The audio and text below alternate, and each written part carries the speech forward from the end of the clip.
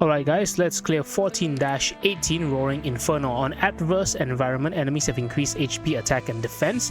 And something important is that in order to unlock this secret, like this secret ending right here, like a secret cutscene EG-6, you need to bring in Amiya, E2, Elite 2 Amiya. In fact, I think if you don't have E2 Amiya, you can't even start the stage. So, right here, I'm going to be using Guard Amiya, even though I already have her incantation medic form, like just to show you guys.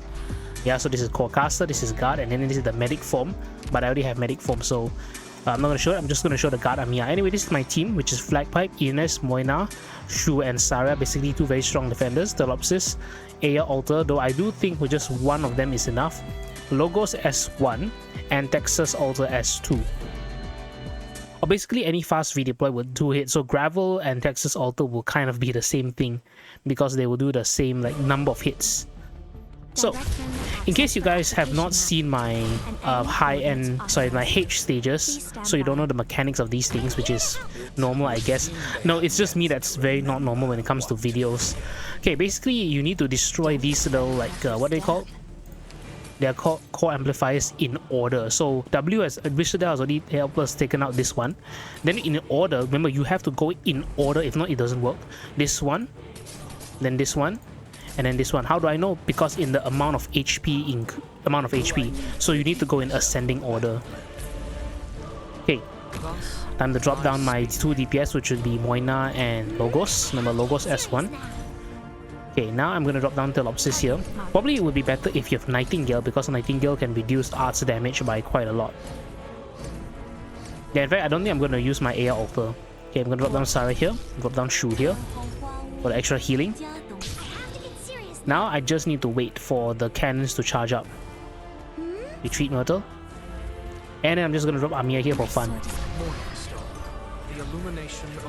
Okay, you see the cannons are almost ready.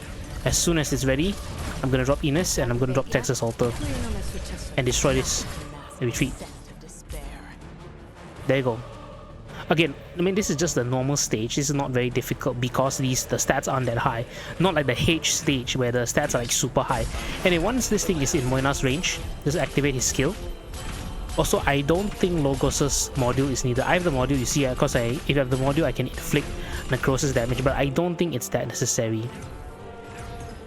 Also, when it comes to these guys, Logos should be able to take them out. If not for safety, use Texas to stall a bit. Retreat. Also use Ines here, so that she can get hit by all these balls. Oh. May you put my mortal here? Okay, and then he just got executed by Logos' skill. That's why Logos' skill is so good. Anyway, we have this one now. This C core amplifier. Bagpipe. And retreat. Done. And also this whole field is green. It's so green, it's funny. Okay, I'm actually gonna stall things out. Wait for this thing to get in. This thing won't get in range actually, because the cannons are charging and I think I have enough block. I mean, I should have enough block. Because right here, Wizardel's doing what's it called? AoE damage, and then if they leak, Amiya can take care of them quite easily. Don't worry about this annoying chalice. Logos is taking care of it. Okay, Moina. There we go. And now we have destroyed all the core amplifiers and the boss will appear. Now the boss appearing here is basically doing a Kamehameha, which means that you need to keep hitting these core amplifiers, yeah, and then keep spamming them when they're ready. So I think this is ready. So spam them. Just keep spamming, because whenever you spam them, you will shoot to the right. Okay? This is basically a Kamehameha battle in Dragon Ball. Activate the healing, might as well. Activate Amiya's skill even though she's not hitting anyone for the extra damage, but it doesn't matter. Like I said, this is just a Kamehameha battle. Okay, Moina, once you hit all 4, this is why I put him there. And then it's almost there, you see? Almost going to push against the Revenant Kindling, this big boss. This boss, like I said, it's just a Kamehameha battle. And now the boss is going to die. And then the boss got wrecked. So 14-18 is really simple. So again, key things to remember is when the lasers drop, you need to destroy the core amplifiers in order of their HP. So it goes from like 5,000 and then slowly I think 10,000, 12,500 and then 30,000. So take some good damage, I would say. And if you have Moina again, you can just chuck him here and then he'll hit all of them at once. Okay, that's it for 14-18.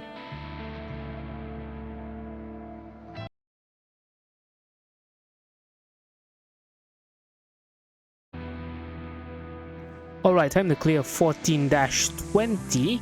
Possession of Kings. This is a very fun stage because you're basically going through a boss gauntlet of this guy who's a pretty useless boss, Dukarel from the last chapter and Patriot. So all the Sarkaz bosses. So let's jump straight into it. My team is Flagpipe as usual. Ines, Thorns, Shu, Saria, and then any two snipers. I choose Blue Poison and Platinum because these 5-star snipers are actually really good. Unlike all the other 5, like a lot of 5-stars, they kind of suck. But yeah, a lot of 5-stars kind of suck, but not these two. Anyway, I'm gonna borrow my Vets Nightingale. S3 or S2 work, but preferably with a module. But if there's no module, it should be fine as well. Yeah, so this high-end one is basically having Thorns and Logos be my main DPS. Okay. You drop down. Myrtle. Myrtle for the DP as usual. Always have my Vanguards open. Okay, and immediately activate Logos. Drop down Thorny here. Drop down Platinum here. Actually, Platinum or Blue Poison. The Platinum and Blue Poison are basically interchangeable, trust me. Okay, one more. My friend Nightingale. I should have deployed Nightingale earlier actually, but it's okay. Now for Blue Poison here. Remember, always deploy your high ground units first. Activate Ines for more DP. Now I've dropped down Shu. Actually, I can... Again, also for Shu and... Oops, not here. Shu and Saria's locations are also interchangeable. And this is like a phalanx. Like a semi-AFK. So you see this annoying guy? He's gonna come in and he's gonna start poking Saria and Shu with his big sword stick. But he's just gonna die. Now, I'm not gonna activate my logo skill yet because I want to charge Thorns. Use him to charge Thorns, and I'm actually gonna activate Shu's skill instead. To give everyone Sanctuary. Because Sanctuary is actually really good. I mean, Sanctuary minus 10% less damage is a lot, you know, guys. Just saying. 10%. 10% from all damage too. Anyhow, we're just gonna let these enemies die on their own. Again, one enemy leaked, but technically it's not leaked because Thorns just wrecked them. And then the Sarkaz Centurion is dead, while Blue Poison and Platinum continue taking on this Chalice. But I just realized that Platinum here is a very good choice because, you know, her S2 allows her to expand her range infinitely. Okay, second boss, Dukarel is here. This annoying piece of crap is here. As soon as he's within Logos' range though, I'm just gonna activate his skill. No need to wait. Dukarel will only be in his second phase. How do you know it's phase 2 only? Because first you see there's like a crown of thorns around his head, and second is because he walks a lot slower. If Dukarel was in phase 1, then he would walk faster. But Dukarel in phase 2 is very slow, and he's dead. He just died like a little bitch. Dukarel has been nerfed though. He has no like minus 90% damage reduction. That thing is horrible. 90% health reduction is god awful. I mean damage reduction. Okay, boss number 3, Patriot. As you guys saw, Patriot will have his 2 phases, meaning in phase 2 he will throw his spear at the operator furthest away, which according to his pathing will be Blue Poison. If Blue Poison dies, it's fine because this Patriot is also nerfed for some reason. Oops, I forgot to let me activate Logos' skill. You see this amount of damage? He's been nerfed. Patriot, Dukarel, and the Sarkaz Centurion. Sarkaz Centurion I think has been buffed, but... So you see, if this were Patriot in phase 1, he would be able to one-shot Saria, but he didn't. And we're still alive. I didn't even use... I just realized I haven't even used Nightingale once. And I don't have to. Let me activate Shu's skill for the healing. So Patriot is slowly recovering his HP. Let me actually heal up with Nightingale right now. Might as well. Look at all this. Look at this screen. It's so messy. It's so messy that it's funny. Okay, Patriot has revived. And he's gonna do like no damage to Saria. Those guys did quite a bit of damage to Logos. I don't know why. Oh yeah, because those enemies can hit two at once. Okay. And Blue Poison died. Like I said, if Blue Poison dies, it's fine. If your Sniper here dies, or maybe you want to use Caster instead of Sniper, also fine. And if you're done. So, summary, what are the bosses? Sarkaz Centurion. No Sarkar Centurion one phase only, he kind of sucks as long as you know how to place your units, so he targets your defenders instead of Logos and your high ground units. Number 2 will be Dukarel, phase 2 only. Phase 2 meaning he'll be slower, but thankfully he has no damage reduction because that would be a pain. And phase 3 is of course Patriot. So Patriot, boss number 3, Patriot phase 1 and phase 2. And he's also been nerfed. So 14-20 isn't too difficult, and that's all for this stage.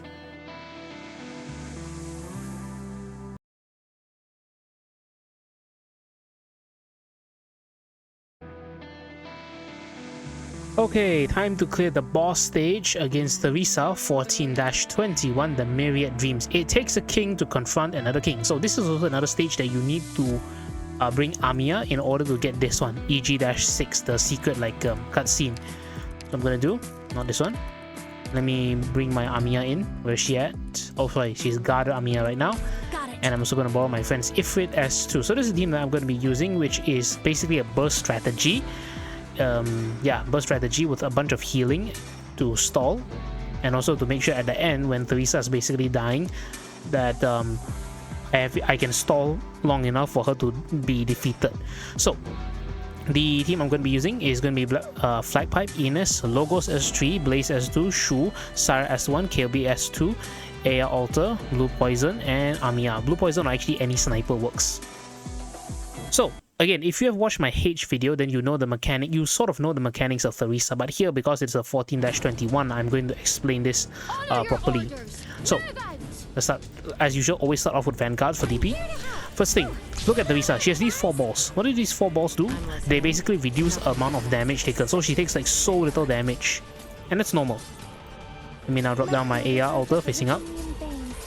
Okay, bait out this attack first, then retreat Ines. Next, I'm going to wait for this attack to be done. Then I'm going to drop down... No, I'm going to drop down Blue Poison first here. And then... What's her name? Bagpipe to get some DP and then only retreat. That's it. That's all I wanted to do. Now I'm going to drop down Ifrit. And now why do I want to drop down Ifrit? Because Ifrit not only reduces her resistance, but also because there's a very annoying enemy that comes later. I'm going to put Shu behind Ifrit, and Shu will, at least for me, Shu to me has a very important thing, which is to teleport the enemy back before they go into the blue box at the very end. Okay, like a very small use at the very end. Okay, now I need to wait for this toilet bowl to be destroyed. What I can do now... Now this requires a little bit of timing. Now why do I say this timing is because if Theresa falls below too much HP, so that's also another mechanic. Theresa has a mechanic where if she falls below 55% HP, she will seal someone in the 8th house around her. So for example, right now she will seal my Saria, and then when this cocoon is destroyed by Blaze or Ifrit, the cage will go to them. And I want to make sure my Blue Poison is like this, facing down, because eventually you see Saria is in the 8th house, she will get sealed, and then Blaze will attack Saria and then free Saria, but then the cocoon will go to Blaze, and then Ifrit will burn Blaze, and then the cocoon will go to Ifrit, and then finally Blue Poison will shoot at Ifrit, and then she will basically be sacrificed, because the cage, what the cage does is that you cannot attack, cannot block, and cannot even be retreated, so super annoying. Now, as I say, you don't want to do it too fast, because if you do it too fast, then the toilet bowl, that thing earlier, right, with the damage reduction, will fly here, and then Ifrit will be caged, but because it's an area unit, Blue Poison will not attack Ifrit and will attack the stupid toilet instead, and then it'll mess up all your timing, it'll mess up all your skills, and then you'll start to leak. That's what happened to me. I started to leak. Okay, time to set up the rest of my DPS for phase 2. Okay, use it's okay, Logos and KLB, because now my AA altar has charged up. Okay, so right now it's just going to be Saria. Okay, you see, if it just got caged, now Blue Poison sacrificed herself to be caged. Okay, and then now Theresa slowly... Oh, Theresa's already in phase 2. You see this animation? That means she's in phase 2. Now, as soon as her face is ready done... Okay, now she has 2 rings, same thing as before. The 2 rings is that whenever the balls are there, she will take reduced damage. But you see my burst strategy, KOB, Logos, Blaze, all will immediately destroy Theresa. Okay, I'm going to activate my Shu immediately, because if not, she gets caged and then she cannot block. But now because all of them have been marked by the seedling, they will teleport. So this is safe. And now phase 3. Okay. I think I did things a little bit too fast here, and I'm going fast because again I've already explained this in my H video, but since this is the proper like 14-21, like logically speaking you have to go through 14-21 before you go to any of the H stages. I'm gonna go like a deep dive into Theresa's skills again. So also one more thing, she can recover. Okay, let's look through it properly. First, she can recover HP when she picks up these like little tops, like super annoying. She can recover HP in phase 2 or phase 1 actually. When she's also orbited by the balls, like I said, greatly reducing damage taken from that direction, which is why I use Saria to block, and then later in phase 2 I use KOB to block. You guys, I didn't point it out, but I use KOB to block for logos, even though technically KOB is doing the most amount of damage. Okay, then after that, remove all life points where the number of cocoon cages reaches a certain amount, and that amount I will tell you right now is 59. Basically what happens if the entire map is covered in the cages, then it's a game over for you immediately. Okay, enemy info. Now in phase 1, like what you saw, is that when she loses 55% HP, she will create a cocoon cage in 8 tiles, and then you see, cannot attack, cannot block, cannot retreat. Lessing, if you activate Lessing's S3, he is immune to the cocoon cage, but I don't have Lessing built, so I'm not going to use him. But will transfer to the tiles of the unit that destroyed them. This is why, like I said, Saria will get sealed, Blaze will free Saria, Ifrit will free Blaze, and then Blue Poison or any sniper will free Ifrit. And then that's it for first phase, phase 1. Then for the second phase, her defense is increased but her resistance is reduced. Now in phase 1, what happens? Phase 1 is that her defense is low but her resistance is very high. In second phase, it's swapped around, her defense is increased by a lot, resistance is reduced. That is why if you pay close attention, KOB was actually doing a lot of damage, just melting Theresa. KOB is like really good for Theresa, but KOB is very good for Theresa. Now, orbited by more Eternal Dust, basically, like I said earlier, now she will have, instead of 1 ring, she will have 2 rings. With Cocoon, that means she will start spreading. Yeah, so only because when she starts spreading, then she will start, when you have too many Cocoon cages, you will immediately lose the game. And also cast this, she will also expand when certain amount of HP is lost, and I will tell you, I don't remember the number, but if you just burst down Theresa, she's not going to be able to win. And that's basically how you take care of 14-21. And yeah, see you all for wait, no, I shouldn't say that. Anyway, yeah, that's it for 14-21.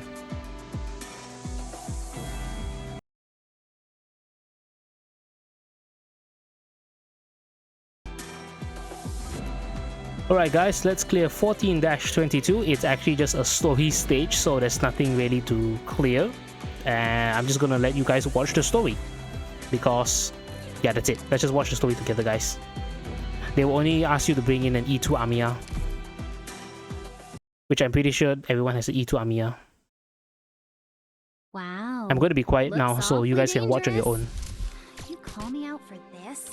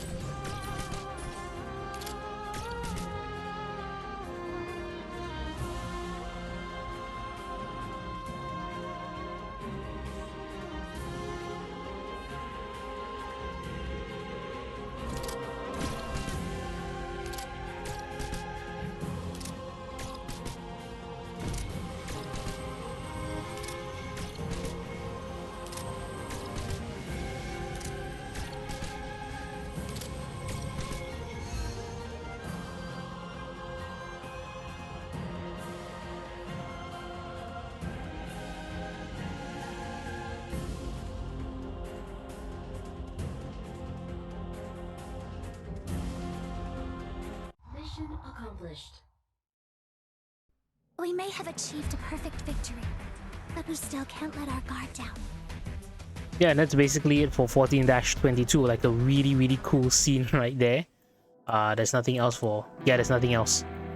So, also, I mean, there's also a special cutscene from, I think, 21 to 22, but it's basically the same as, I think, the PV. But yeah, that's it for 14-22, and that's the end of all of the normal stages. Thank you all so much for watching.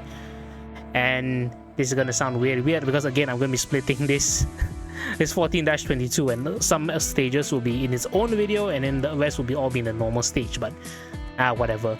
Alright, see you around, and do look forward to the future Arknights episodes. Bye bye.